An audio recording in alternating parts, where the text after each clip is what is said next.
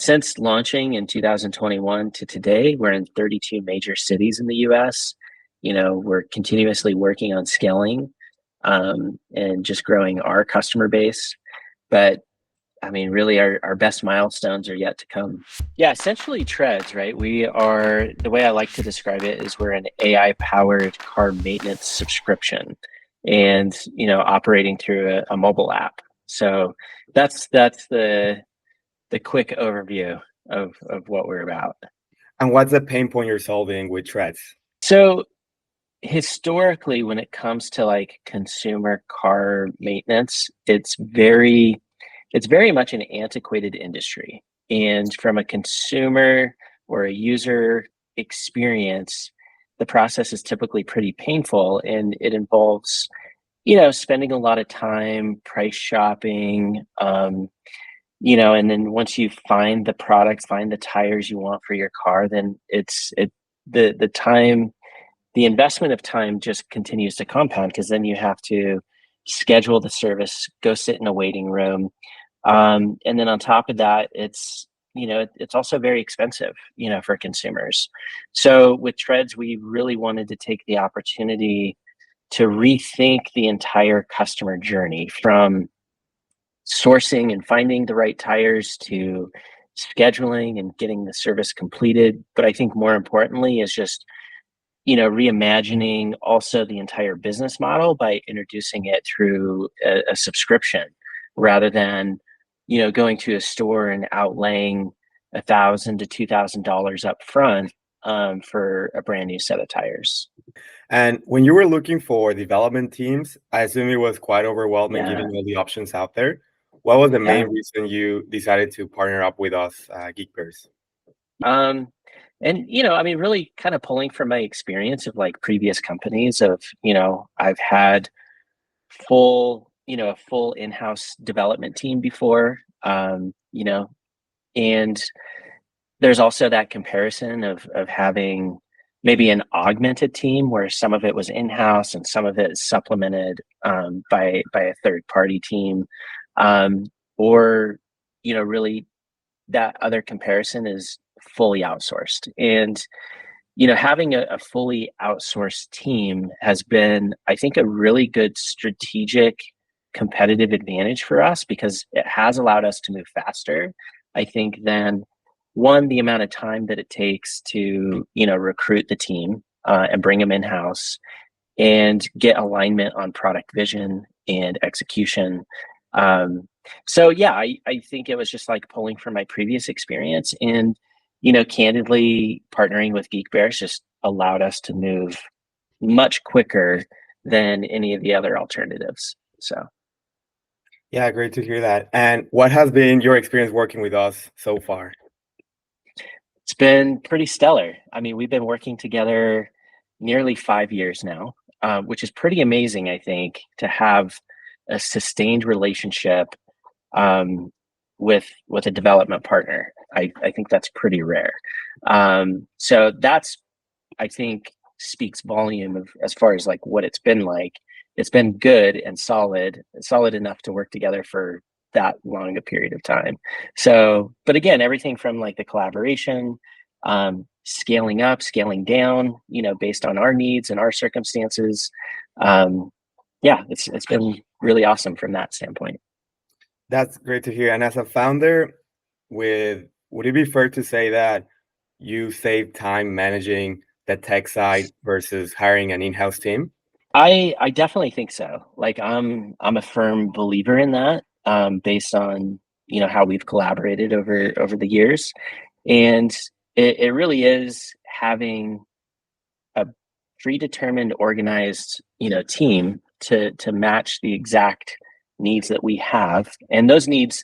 I mean, the crazy thing is for most startups, every need changes over time, including your development needs, and I think having a partner like Geek Bears has allowed us to stay, really more nimble and more fluid. Again, scaling up, scaling down, pulling in resources or augmenting heavier, whether it's, we have more back end needs during a particular, period of time, and then recalibrating the team as everything changes, it's much easier to do that with a development partner than it is, again, building a full in-house team and then not really being as, as fluid as you need as a startup. I see. And do you have any advice for other entrepreneurs out there who have an idea and want to launch? What would you advise them to do? Chase it. I mean, ideas are great. We all have ideas, but I think more importantly, it's taking the steps to actually like take those ideas and start walking them towards like a reality of there's no better time than now. There's no perfect time. There's never going to be a perfect time, to really take your idea and push it out there. So you learn a lot along the way, and that idea and the opportunity are going to, just naturally, evolve. So do it. Mhm. Just go for it. And with all this time that we are, or that you're saving as a founder, managing all the tech side, how are you spending this time for Threads? Yeah. I mean, as a founder, you really find yourself in a situation of pretty much doing everything, whatever needs to be done, that's what you're doing. And it's just prioritizing the different fires, that you need to go firefight, whether that's a growth or a sales issue, um, a go-to-market thing, whatever it is, operations internally, thinking about scaling, the more that you can free up your bandwidth on unnecessary things that you shouldn't be stressed about. Like, I think that's a big part of it because you need to be agile enough to flow from one burning house to the next and be able to have your mind about you to firefight it. Right, right.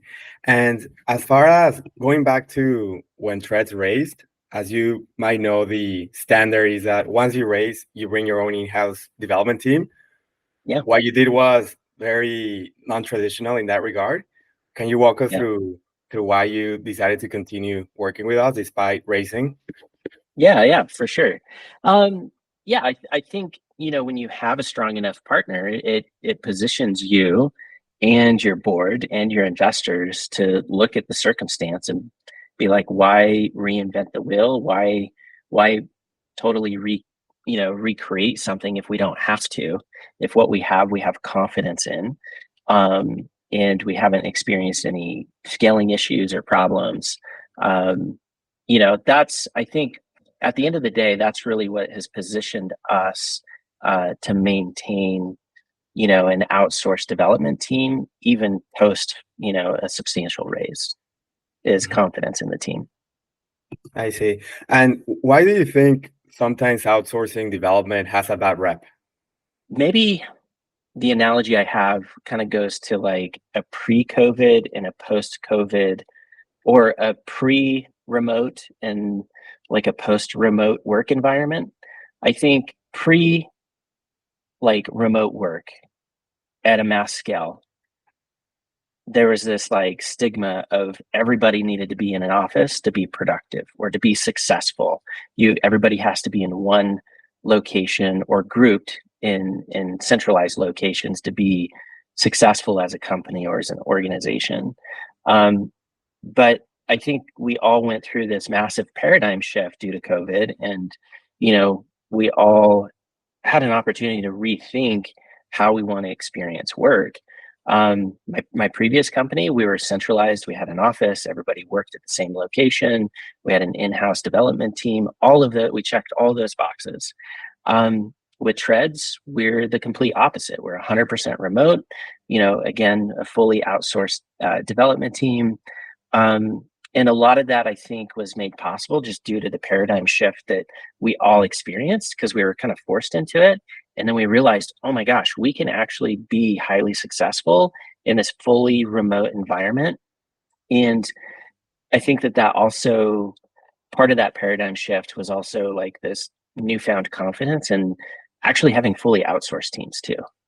hmm And so you think that's going to be a trend where you're going to see entrepreneurs or startups working with agencies such as Geekbears to outsource the development and they focus on other areas of the business such as sales or marketing? I think so. Yeah. I mean, there's even the trends of fully outsourced sales teams. where you don't have an in-house sales team. So I think having a fully outsourced dev team, sales team, HR, accounting, it happens in every function. And I think Sam Altman, a while ago was talking about eventually there's going to be a one-person billion-dollar company. Now, obviously, the context he gave behind that was like the power of AI, but I think the power of AI coupled with, these fully outsourced, teams is going to really, it expedites that becoming a closer reality too. So, Right, right. And last but not least, Zach, do you have any recommendations for us to offer more value to our clients? oh, geez. Um, that's a hard question.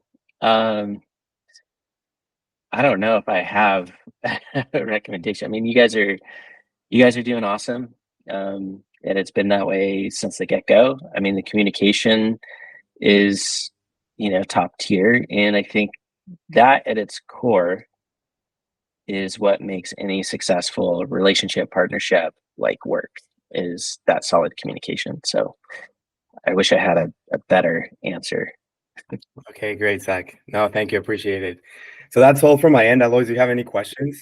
I just had one question. If you could just briefly walk us through the biggest milestones that Threads has hit. So, I mean, really the first big milestone, I mean, this was back in 2021 is when we launched to the market, after building out the MVP with the help of the Geekbears team.